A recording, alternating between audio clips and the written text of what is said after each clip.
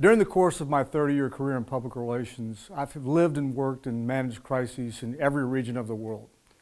As early as 2005, our industry experienced a fundamental shift in the world of crisis management with the emergence of digital and social media technologies. In what seemed like a matter of days, we moved from a 24-hour news cycle to what I like to call the nanosecond news cycle. Social media and mobile devices make everyone a citizen journalist, turning up the heat on organizations to respond and dramatically collapsing the time that they have to do so. The natural vacuum that is created when a crisis occurs can now be filled by a curious person with an iPhone who happens to be Johnny on the spot. From there, the viral nature of this new media fuels the rapid syndication of first-hand images and accounts of the crisis. I first experienced this with Dell Computer as it went through what was properly referred to as Dell Hell, what I mark as the first large global crisis in the digital age, Dell's massive battery recall in the wake of a series of burning laptops. I didn't know it then, but the digital age was literally rewriting the rules for crisis management in real time.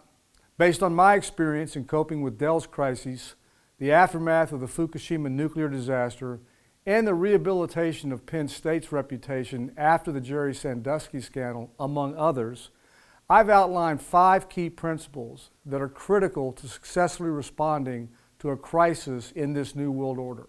Number 1, authenticity. Social media feeds on the public's lack of trust in institutions that has long existed. It's scaled intimacy and fueled more peer-to-peer communications.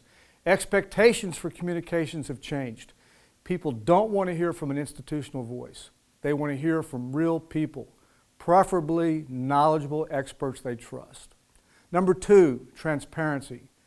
Given the speed and connectedness made possible by social media, you have to assume that everything is knowable in time.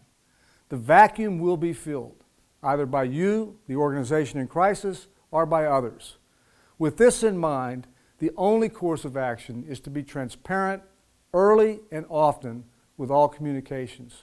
Either we tell our story or others tell it for us. Number 3 is speed. With the nanosecond news cycle, organizations have to be prepared to respond quickly. Any wasted time increases the risk that the narrative on your crisis will run away from you, making it nearly impossible to catch up. Pre-prepared responses and content are critical. Even more important, cultural alignment must be in place before something bad happens. An organization's character is evident in how it manages crisis.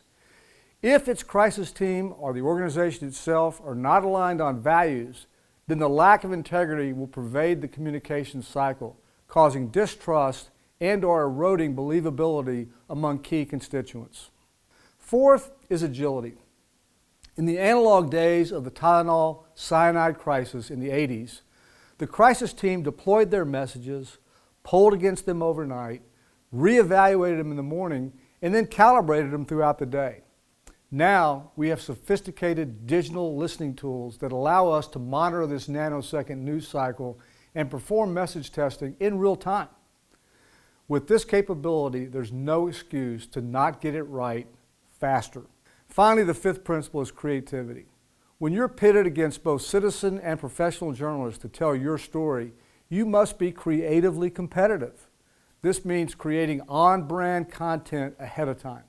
Take stock of your assets, resources, and circles of influence so you can engage them quickly and efficiently to tell your story. Crisis management professionals are conditioned to act quickly, oftentimes leaving room for error by not focusing on desired outcomes. Ultimately, the key to effective crisis management in the digital age is not just standard preparation, it's deep forethought about digital listening and content development, and strategy. No organization will survive a crisis in the digital age if they continue to think and act with an analog mindset.